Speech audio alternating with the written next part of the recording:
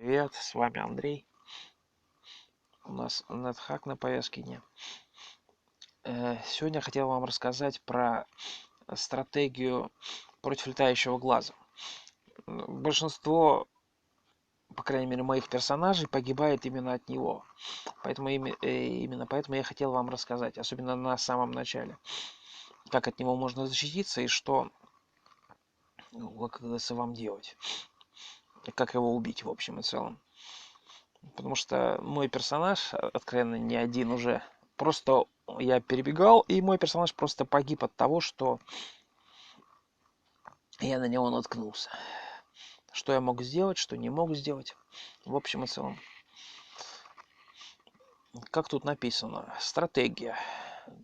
Как указано выше, парящий глаз очень опасен для атаки в ближнем бою, но его взгляд не сработает, если атаковать его за пределами ближнего боя.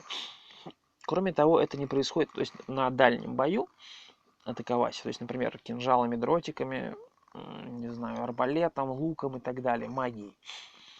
Кроме этого, это не происходит, если плавающий глаз был отменен, либо ослеплен.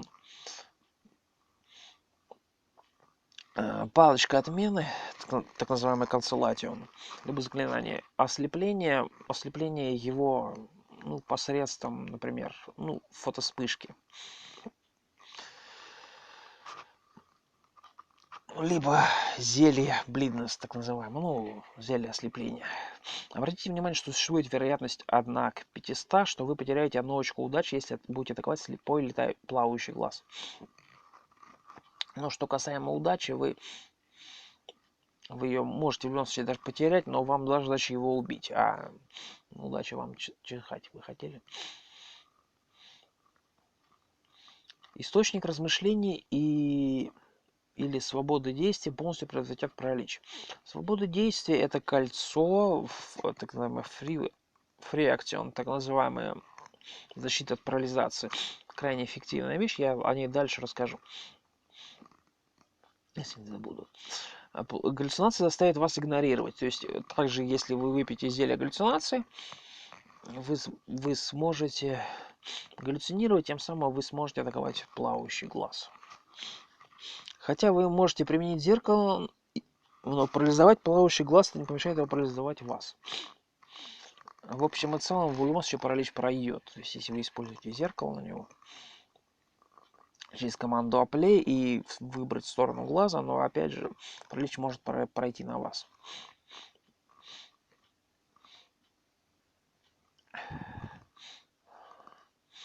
Любые атаки дальнего боя, кинжал, древковое оружие еще, так называемое оружие с досягаемостью плюс 1 клеточка от стандарта, либо заклинание позволяет безопасно избавиться от плавающего глаза. Даже метание ненужного оружия или камней будет достаточно. Нет. Метание ненужного оружия не нанесет достаточного урона.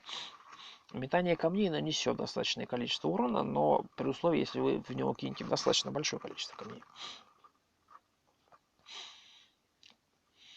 Особенно если у вас прокачаны, собственно, сами камни будут. Если вы сражаетесь с одним из них внутри комнаты, вы можете подождать, пока он двинется, чтобы забрать брошенное оружие. Альтернативу вы можете ослепить себя, применив соответствующий предмет. Повязку на глаза, полотенце, кремовый пирог. Пока вы не видите плавающий глаз, вы можете атаковать его без последствий.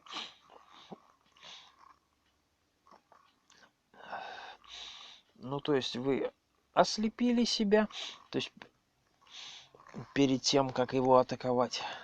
Например, кремовым пирогом себя на лицо через команду Apply запихнули. Либо полотенце на себя одели.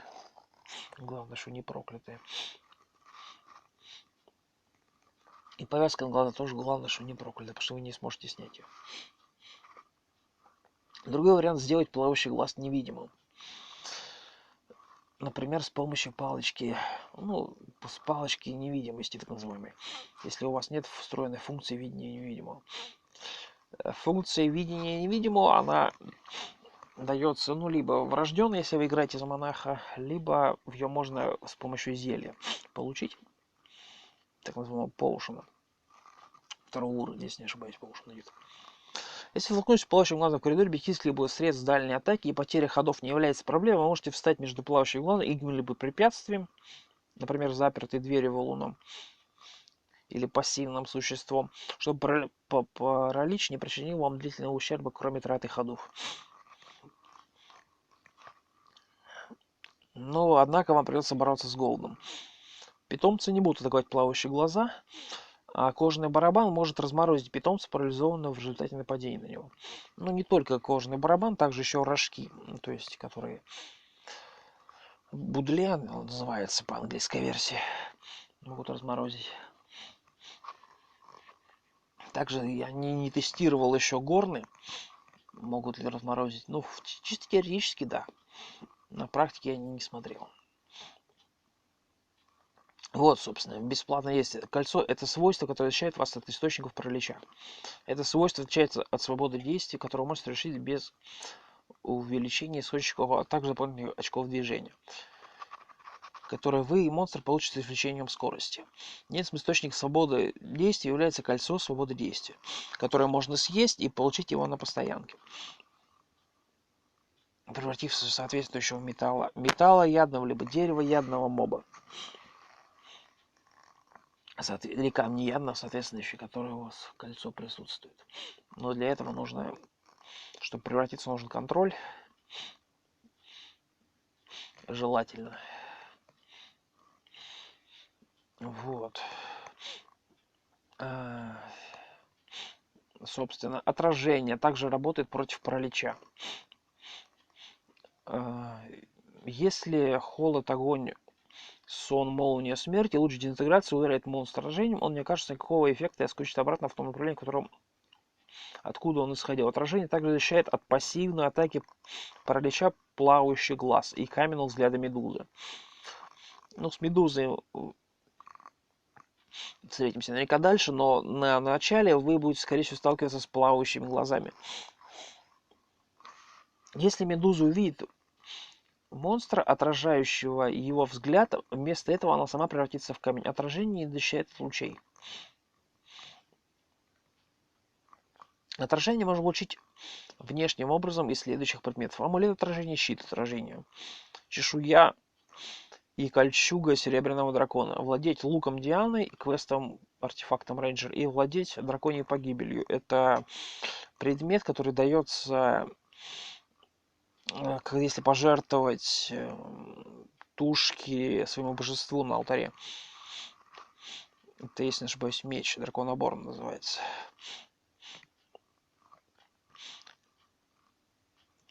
Предмет должен обладать свойством отражения, а не просто быть отражающим, как, например, хрустальные пластинчатые доспехи и зеркала не могут дать отражение.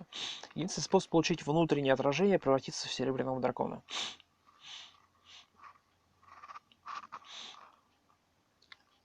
Либо, если вы, вот как у меня было неоднократно, например, я был в кольчуге из чешуи серебряного дракона, случайно наступил на ловушку полиморфа. Наступил на ловушку полиморфа, ну, скажем так, случайно. Почему? Потому что я не ожидал его увидеть, но на высоком уровне, то есть 10+, она быстрее будет респауниться, по крайней мере, у меня так было. И я на нее наступил, и я превратился в серебряного дракона. И у меня из кольчуги она превратилась в чешую серебряного дракона. Это очень... повезло мне в этом вопросе. Но опять же, чтобы превратиться обратно, нужно было в любом случае подождать какое-то время, пока пройдет так называемое превращение, и потом уже свою чешую превращать в кольчугу обратно через свиток зачарования брони. На верхнем уровне Собакана с 50% вероятностью находится непроклятый амулет отражения. В большинстве версий острова Медузы Персей содержит проклятый щит отражения, а в версии Гнирующих Титанов вставляет шанс 25%. В общем и целом, на острове Медузы, то есть где он примерно уровень 20, 21, иногда может чуть раньше бывает, может чуть позже. Примерно вот в этих этажах генерируется статуя Персея вместе с островом Медузы. И именно там можно получить этот щит. Что касаемо его проклятости, ну, спорный момент, но факт в том, что вам очень сильно этот щит поможет от того же, например, плавающего глаза. Но опять же, если вы уже на 20 уровне, то, скорее всего, вы можете использовать паралич уже в других целях. Парализация, ее причина и способы получения. Чем хороша парализация? Тем, что вы можете парализовать моба, например, какого-нибудь вашего квестового врага, можете парализовать его, и он будет парализован достаточно большое количество ходов. Все зависит от того, каким именно способом вы его парализовали. То есть, например, если кинули вы в него зелье парализации, но важно иметь в том, что чтобы у вас, во-первых, он не уклонился от этого зелья, то есть зелье попало именно в него. И какая была полярность у этого зелья, просто если оно благословленное, соответственно, ниже, если проклятое, больше. Кулдаун. Причина атаки упадающего глаза. Если вы его видите и ваш удар не убивает его, есть вероятность того, что вы будете парализованы на количество ходов, обычное, равное D70. Ну, в общем и целом, в большинстве случаев этого количества ходов хватает, чтобы вас убить. Даже при очень тяжелой броне, если вас окружат мобы, а они вас окружат, этого хватает, чтобы вас убить. Я сколько раз тестировал, я был там чуть ли не в максимальной тяжелой броне. Мобам хватало возможности меня убить.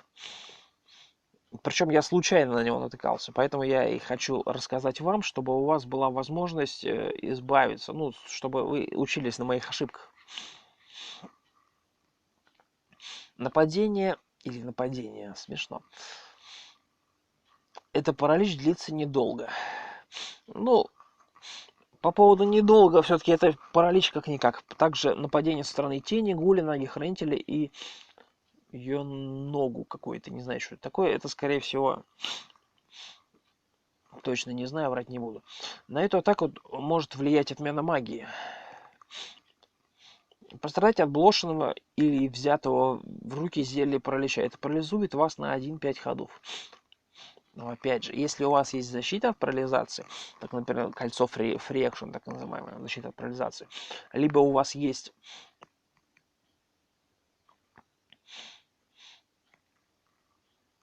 сопротивление к магии, то паралич будет гораздо меньше. Выпитое зелье парализации парализует вас на количество ходов.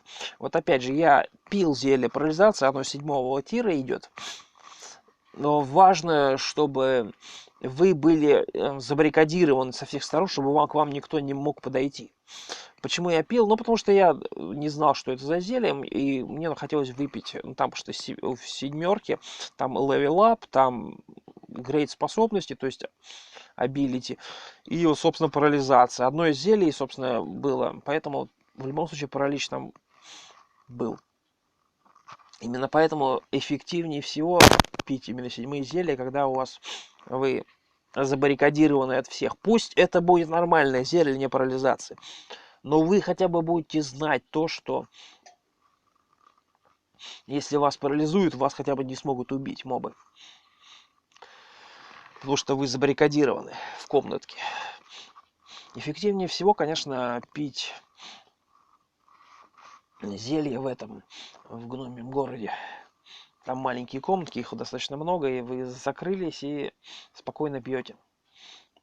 Выпить зелье паралича, это парализует вас на 13-46 ходов в зависимости от ваших. Не знаю, что это. Надо будет гуглить. Атаковать жреческим заклинанием паралич. Видимо, есть такое заклинание, которое относится к жреческой скорби, так называемый клерика. Пострадать от магии шант. Это случайный эффект. Но случайный эффект это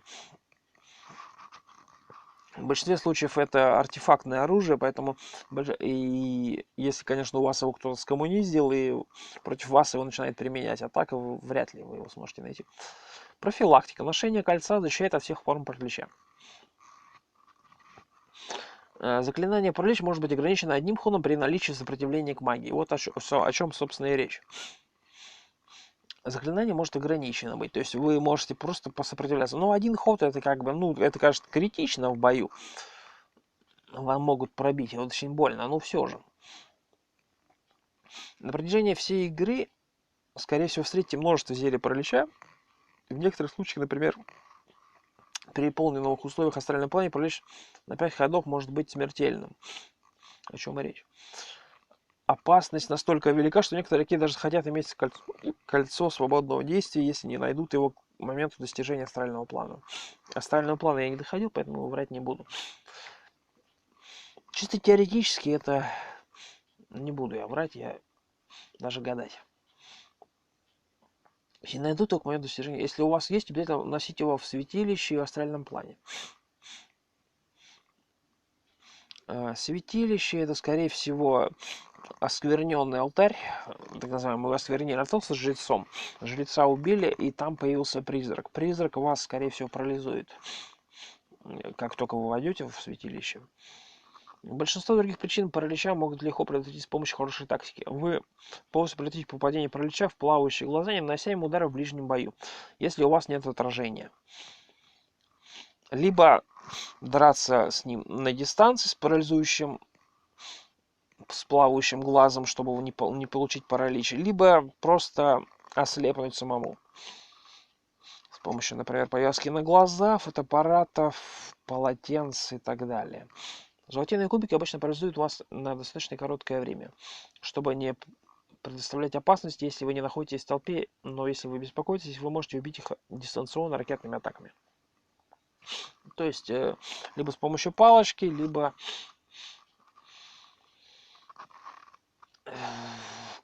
с помощью магии, например. Ну, либо просто закидать, не знаю, там, метательным оружием. Дротики, там, кинжалы и так далее. Атаки теней блокируются отменой магии, поэтому ношение хорошего плаща обычно защитит от их опасности. Наконец, не пейте неизвестные зелья, которые могут вызывать паралич. Цена 300. Ну, насчет цены я поспорил, но факт в том, что для всех цена будет разная, поэтому цена не фиксированная в любом случае. Почему она разная? Потому что у всех разная харизма персонажей, и поэтому цена у торговцев у всех будет разная. Вот, то есть у кого-то, например, харизма 8, а у кого-то, там, не знаю, чуть ли не 18. Ну, по крайней мере, это одно из максимальных, которых я видел. Поэтому цена, соответствующая, будет разная. Исключение цена при продаже, но опять же, она может прыгать, все зависит от того, какой персонаж у вас. Например, турист, не турист. Опять же, какой у него уровень. 15 либо ниже. Паралич монстров. Монстры такие также могут быть парализованы. Ярким примером является попадание домашних животных в плавающий глаз. Вы можете разбудить их не магическим или незаряженным барабанами и рожками. В случае плавающих глаз удар палочкой по глазу может в случае плавающий глаз удар палочкой по глазу может помочь предотвратить паралич.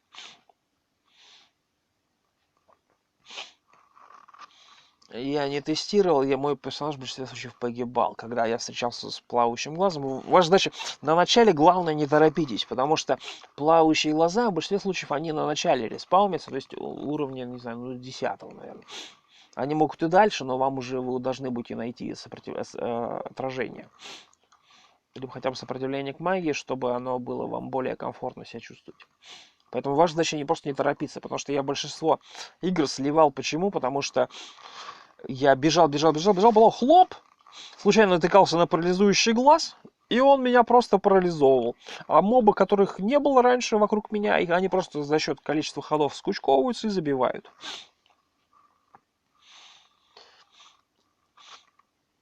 Вы также можете бросить зелье паралича в монстров или завладеть ими и разбить им зелье об голову, чтобы парализовать их. Надо остерегаться выделяющих блоков, которые могут вас парализовать. Кольцо свободы действия защитит вас. Ну, собственно, о чем и речь. Кольцо свободы действия не защищает от парализации. Но про поглотители я уже говорил. Собственно, продолжаем NetHack.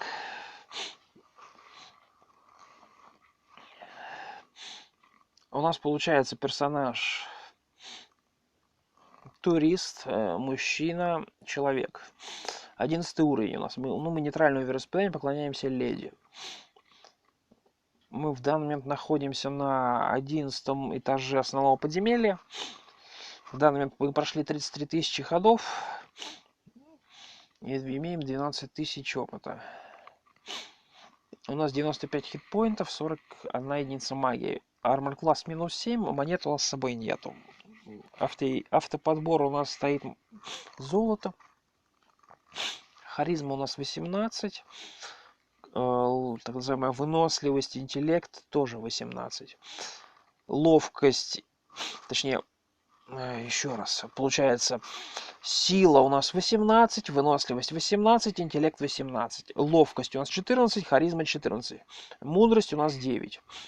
В данный момент мы не перегружены, у нас экипирован короткий меч, и мы скиллованы, получается, в этом мече. И в им владение. С помощью команды Enchant это можно увидеть еще раз. Не скиллованный, а у нас базовый уровень. Хотя там написано, но не суть. Также у нас присутствует так называемые дротики на скиллованном уровне. Меч единственный, который может докачаться до нашего уровня даггера, до эксперта. Это короткий меч. Поэтому, если вы будете играть этим персонажем и пытаться пройти, то... Кстати говоря, по поводу прохождения. Я начал тестировать на втором, ну, как бы на соседнем аккаунте вместе с вами. И цены можно обойти, ну, то есть вот эту вот наценку торговцев, которая у него присутствует, можно обойти с помощью продажи предметов. То есть вы пришли к торговцу, вы продали все предметы, которые хотели бы опознать, а потом у него их купили. Это нелогично, но все же это работает. И вы тогда не будете по поводу этой оценки думать. Почему? Потому что тогда прайс цен работает на 100%, то есть он никуда не прыгает ни вверх, ни вниз, тем самым вы будете знать на 100% уже, что он из себя представляет. Рядом с нами стоит квантовый механик. Квантовый механик это такая гадость, она нас при ударе будет телепортировать. Исключение есть только если у нас есть контроль телепортации. Но у нас его нету по понятным причинам, поэтому мы сейчас, скорее всего, будем летать по всему этажу от него. У нас получается по инвентарю что у нас? Сейчас избавиться от механика будет. Амулет отражения, так называемой рефлексии. 11 дротиков, также на плюс 2, также 15 и 2. Они стандартные, не проклятые, ну а по уровень зачарования мне пока неизвестен. Экипирован у нас получается рунический даггер под именем Стинг. Он эффективен против орков. Также у нас присутствует короткий меч. Он у нас рунический, то есть у нас сделан из дерева. Присутствуют также 3 рунических даггера, они тоже сделаны из дерева. То есть если бить, например, кислотных этих, то ничего они вам, собственно, не сделают. Плащ защиты, как я думаю, он защита от магии, но он прожженный, то есть бурн, он прожженный огнем. Чтобы его установить, вам нужно юзануть либо... по сути, там одна единственная. Вам нужно юзануть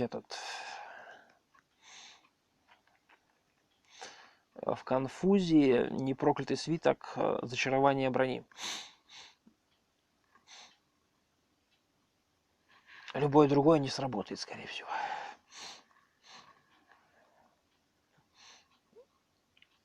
Вот. Также можно защитить его от последующих разрушения. Для этого можно также юзануть именно этот свиток в конфузии, либо свиток, получается, в проклятый разрушение брони, но в конфузии. Я вам это показывал уже, наверное. Покажу еще раз, чтобы вам было более наглядно это видно. Сейчас я найду только этот момент.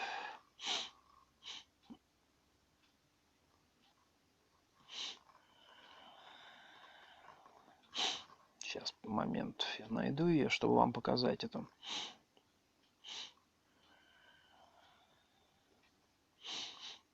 Достаточно много просто информации, приходится очень долго листать, чтобы вам найти конкретный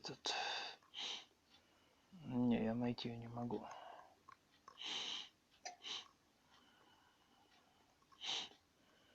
А, вот, нашел.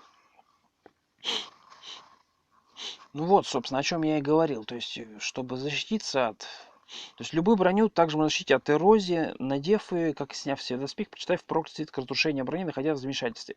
Эта процедура не устраняет существующие повреждения. А любую броню можно защитить от эрозии и устранить повреждения любые, надев и сняв или другие броню и прочитав непроклятый свиток из зачарования брони, находясь в замешательстве. На оружие просто надо непроклятый свиток для оружия.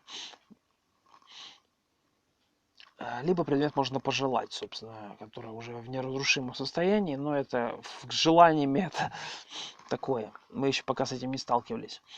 Вот здесь гавайская рубашка, собственно, это стартовая рубашка, которая начинает. И если вы в ней будете ходить, ваш, скажем так, цены для торговца, они в любом случае подрастут. Не в вашу сторону. Поэтому у нас также присутствуют торчи шлемы, эльфийский щит, он из дерева сделан. Ботинки, неизвестно какие, надо стоит их посмотреть. Легкие перчатки и дварский митриловый доспех. Достаточно большое количество еды у нас присутствует, собственно, лизард. Это для после окаменения, если вы начинаете окаменять. Юзанули юзарда и против как-адресов эффективная штука, особенно если вы без перчаток с ними взаимодействуете. Ну, собственно, полидарно понятно. Эти три порциона — это собачья еда, приручение собак, кормежка и так далее. Панкейк — это, собственно, пирожки. Ну, эффективная вещь, в общем и целом, травоядная. Фуд-рацион — это, собственно, так называемый пищевой паек, основная еда персонажа. Это сприт волсбан. В общем и целом это волчанка, растококалиты в переводе. Крайне эффективная вещь, помогает от ликантропии. Если вы заразились после схватки, например, с ликантропом, не рекомендую драться с ликантропом, когда он в форме животного. Когда он не в форме животного, а в форме человека, и с ним стоит драться. Также у нас есть оранж и смолмол. Кстати говоря, по поводу яиц и трипрационов, можно благодаря им вызвать конфузию у персонажа. А через конфузию уже можно какие-то нужные вещи делать. Свиток телепортации непроклятый, как эскейп для персонажа. Палочка телепортации тоже то же самое, либо себя, либо персонажем другого телепортировать. Креат монстров, собственно, это создание монстров. Дижинг — это, собственно, копание. Помогает создать Элберет, полупостоянный. Тем самым вы не дальние мобы вас не смогут атаковать, они будут от вас сваливать. Но эффективнее всего свиток устрашения монстра. Так называемый Скар монстр, я об одном из видео говорил на нем. Но при его с ним взаимодействии, вы когда кладете его на землю, монстр начинает отступать. Исключение, если только они его прожгут. Неизвестная палочка огня, она тоже дает полупостоянный Элберет, тем самым вы можете тоже так же защищаться. Палочка магического мяса, а моя основная палочка, я ее чаще всего пользуюсь. Выстреливает магической стрелой, которая пробивает мобов.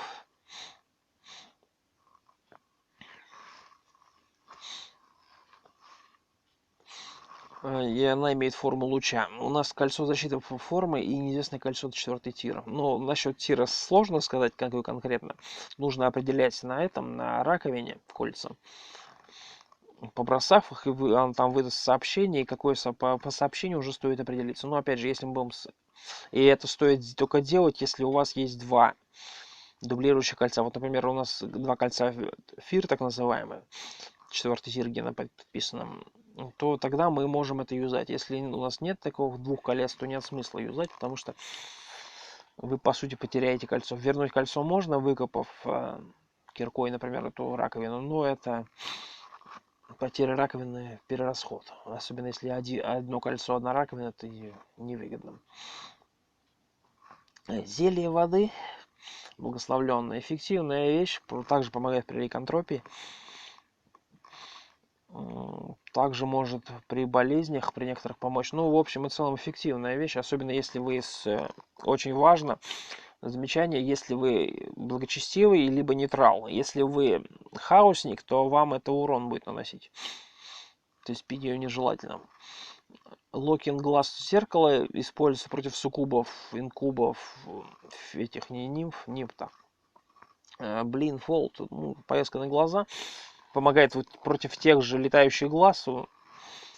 Одели ее, побили летающего глаза, проблемы исчерпались. Lost Peak, открытие-закрытие дверей, замков, ящиков. Благословенная рука единорога снимает дебафы, ну, то есть, которые на вас вешают.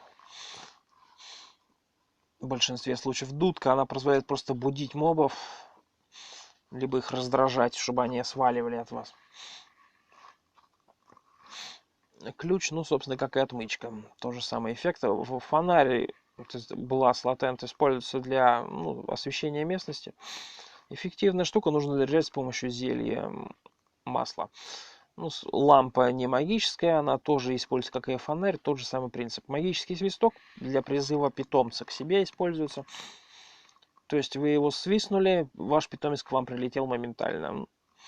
Если вы обычно будете свистеть, питомец к вам не долетит. Стеноскопы используются для определения, узнавания, то, что у вас статы, что у противника за статы и так далее. Touchstone, благословленная версия в моем случае, она используется для определения камней. Мы также видим то, что рядом с нами стоит этот. Мы, кстати говоря, мы его, скорее всего, не убьем.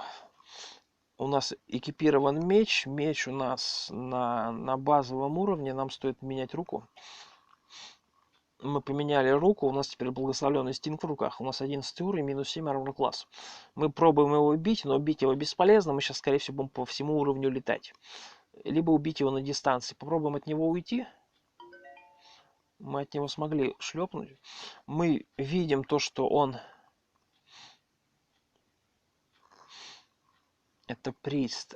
Очень странно. Это получается храм, если я правильно понял. Храм это прям божественно. Почему божественно? Потому что, во-первых, это наш храм, то есть это нашего вероисповедания. Мы нейтрал, и храм, собственно, нейтральный. Плюс тут присутствует, как определить, что это именно храм, тут присутствует человек, так называемый прист, нейтральный для нас. И, собственно, его алтарь. Если вы разрушите храм и убьете священника, то тут будут призраки гулять, и для вас ничего хорошего для этого не будет, особенно если вы...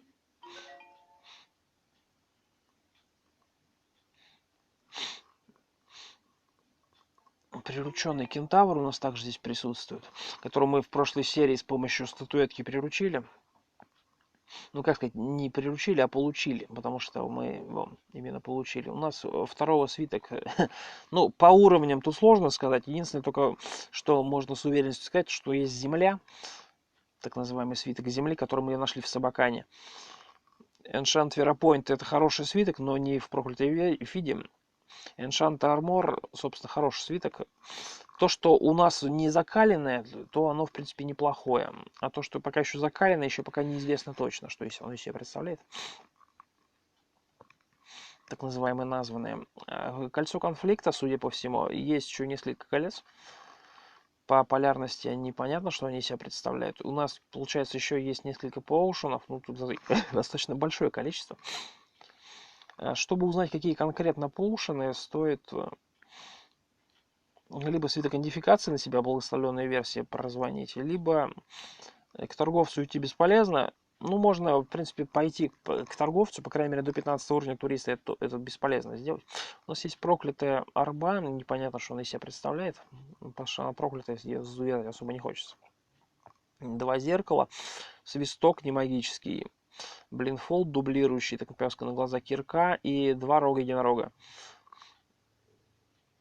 И делитриум кристалл это драгоценный камень. Собственно, наш питомец,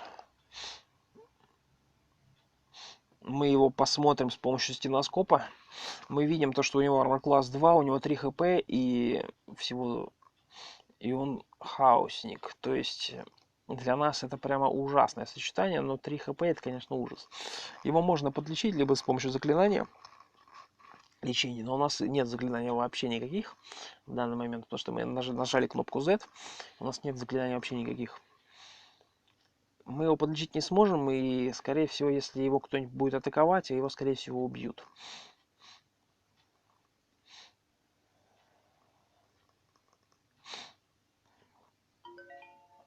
Вот. Что я еще хотел рассказать. В текущей серии, я думаю, нам стоит... Во-первых, у нас очень много поушенов. Как вариант, стоит пробежаться вниз, посмотреть у нас по этажам вообще, что у нас, собственно, происходит здесь. Смотрим. Собственно, уровень квеста мы открыли. Там очень много могилок присутствует. Но уровень квеста нам еще рано идти. Почему? Потому что квест открывается с 14 уровня персонажа.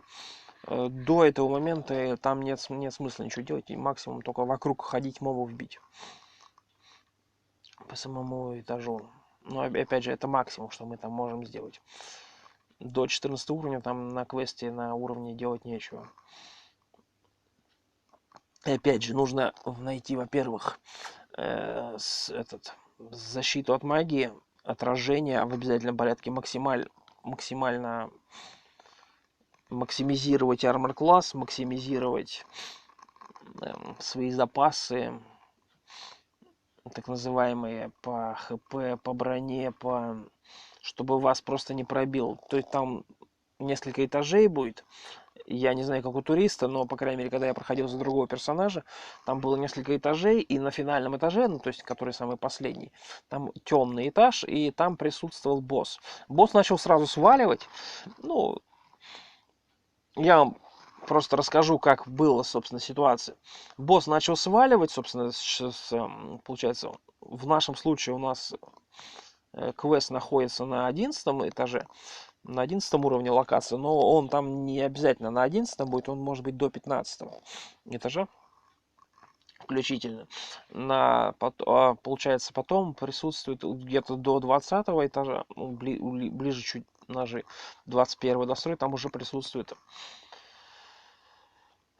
Медуза, так называемый остров Медузы, водная локация.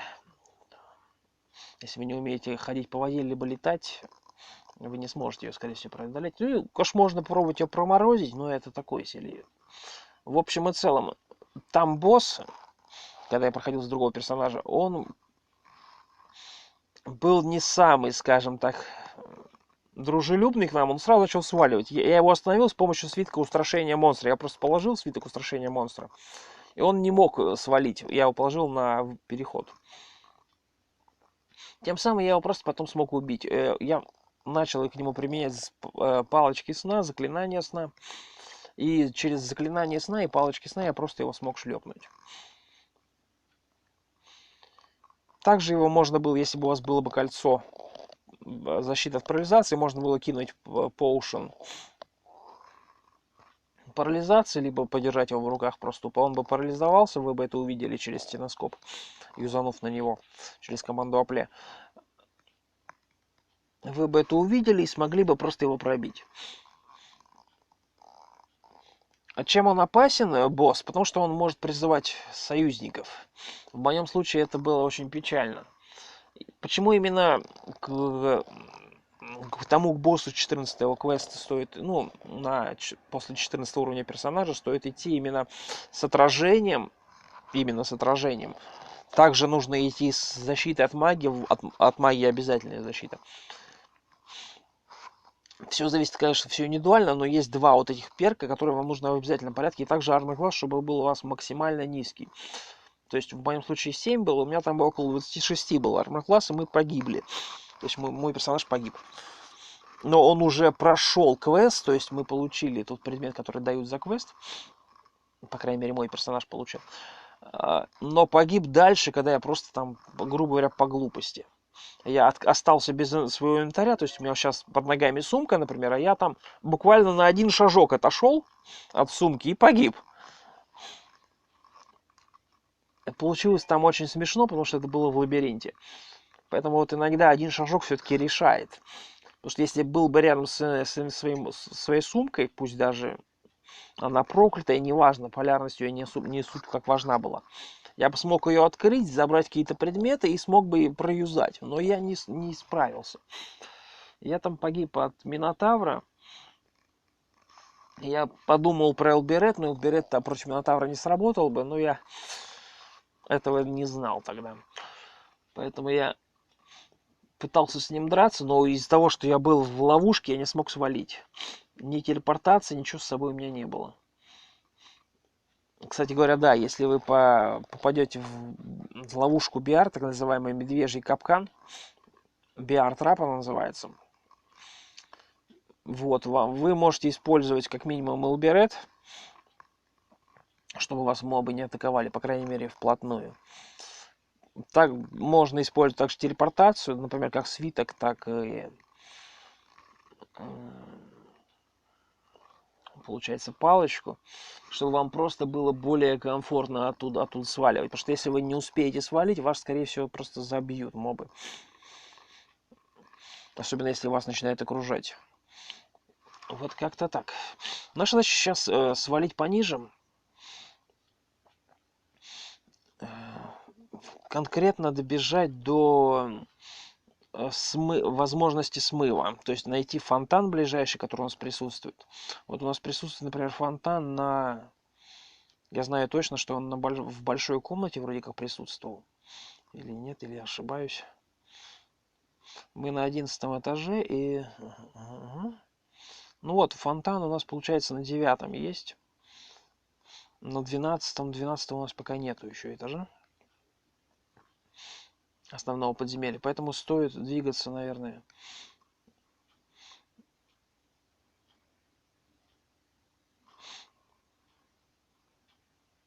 Наш персонаж будет перегружен, это ежу понятно. Нам нужно аккуратно двигаться в сторону. Атаковать священников нам не надо. Вылечить нашего питомца мы не можем, поэтому пускай сам лечится. Кстати говоря, это был земляной элементарь. Блин, как ты меня напугал, а. У меня включен на максимум звук, чтобы я мог слышать, что вообще присутствует. Это BR, ну, собственно, не самый страшный персонаж, из которых мы могли встретить. Наш мясоед его поест, скорее всего, поэтому в этом проблем не должно возникнуть. Да, видите, то есть наш кентавр мясоед, поэтому в плане голода он лучше коней. Хотя кони эффективнее в плане скорости. Бинты мумии, собственно, наш персонаж проголодался. Нас повысилась немножко рефлексия, так называемая ловкость. Подтаскиваем нашего животное поближе к нам. Из-за того, что мы перегружены, мы не можем никуда двигаться, но нам нужно двигаться. Поэтому сложно сказать. Нам нужно облегчать вес, но у нас не так много всего, чтобы мы могли облегчить вес. Переход возможен только с состояния бурнинг, так называемое предыдущее состояние. Сейчас у нас стресс. А состояние бурнинг — предыдущее состояние, с которого возможно вообще, собственно, переход.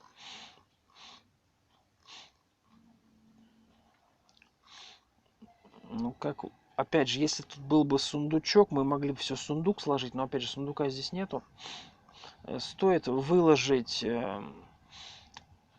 пока сумку, посмотреть на предыдущем уровне, есть ли сундук. Если есть сундук, перетащить его к себе. Желательно не особо сильно разгоняться, потому что если персонаж сильно разгонится, он, скорее всего, погибнет. Стоит переодеть руку на короткий меч, чтобы он качался тоже помимо даггеров. Даггеры можно использовать на дальний бой. Мы ищем в данный момент сундучок. Если мы его сможем найти. Вот. Почему именно его? Вяк. То есть это слабость. Мы получили конфузию, она, скорее всего, была проклятая. Конфузия у нас упала. Мы достаточно далеко от своей сумки, но мы ищем сундучок. Мы нашли фонтан, но нам желательно сундук найти. Мы видим два предмета. Здесь статуя, кстати, Дворфа Лорда и шлем. Шлем нам не актуален. Почему? Потому что у нас шлем в большинстве случаев +1 дает, а у нас +3 шлем дает в данный момент. Орчий шлем +1 и плюс зачарование на +2. Что касаемо статуи, статую можно оживить через заклинание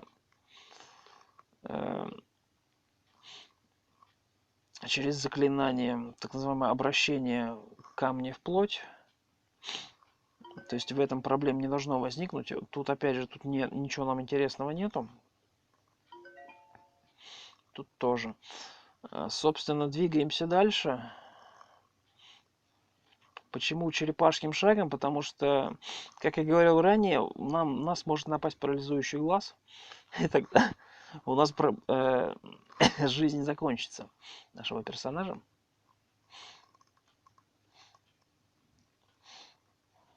А нам это не нужно. Мы видим лепрекона. Лепрекона стоит расстрелять. Для этого мы нажимаем квикер. Большая кнопка Q. Видим то, что у нас экипированный даггер, и начинаем расстреливать лепрекона. Лепрекон свалил от нас на свитке телепортации. Ну и хрен, пускай летит. Видим то, что еще тут одна эта присутствует. И больше ничего здесь не присутствует. Сундука здесь никакого нету. Нам желательно найти сундук. Желательно, чтобы наш питомец при этом не погиб. Потому что этот питомец, который у нас в данный момент присутствует, он достаточно сильный персонаж. Мы нашли монеты, но они нам не актуальны. Это, скорее всего, ловушка этого. Ай, блин. Ловушка стрел, поэтому она нам не актуальна. Также мы нашли копье лансы, оно не актуально для нашего персонажа. Мы призываем нашего питомца к нам, поближе. Ждем, пока он к нам подползет, чтобы вплотную стоял. Мы ищем сундук. Почему именно его? Потому что мы сундук не нашли. Либо сумку. Мы ни то, ни другое не можем найти. Единственное, что-то вверху там присутствует. Пойти на 6 уровень посмотреть, если мы какую-нибудь сумку или сундучок найдем. Нет, здесь ничего нет. Вот здесь. Тогда стоит просто сейчас пробежать, наверное, последний на 6 уровень, если мы и на 6 ничего не найдем. Взять с собой поушены и прозвонить их на уровне, на том, которому у нас будет доступен. То есть наша задача, наш персонаж голоден, но не сильно. Поэтому мы можем пока еще повременить с едой. Нашему питомцу нам должно быть полегче. Сейчас посмотрим, как он к нам подползет. Через стеноскоп нажимаем команду Апле и нажимаем на нашего питомца. У него уже 19 хп. То есть тем самым он уже себя чувствует более-менее комфортно. Для того, чтобы раскопать фонтан, нужно использовать... Кентавр съел летучую мышь большую. Он сейчас, скорее всего, в конфузии должен быть, потому что при поедании летучей мыши получается конфузия на 100% вероятности. Тем самым наш персонаж проголодался, и мы нарисовали очень большое количество варгов. Варги очень болезненные мобы, они очень больно бьют. И нам бы в идеале, чтобы наш питомец нам помогал. Нам нельзя вылезать. Нам нужно, чтобы они все по одному подходили. Наш армокласс не позволяет ловить всех питомцев, точнее всех мобов лицом. Тут, собственно, уже 2 варга. Я думаю, мы еще один варг. Переводя на русский язык, варги это, собственно, одни из волков. Учитывая то, что мы недавно убили, можем хотя бы одного съесть. А остальных доест наш питомец. Мы нашли раковину, но раковина нам пока не актуальна. Мы задержались на 11 уровне. Учитывая то, что у нас нету сундука, что очень плохо, хотя хотелось бы его использовать, мы, скорее всего, не сможем. Наша задача тогда просто взять поушены из сумки. Для этого нужно подтянуть к себе питомца, чтобы он не проебывался. Вот.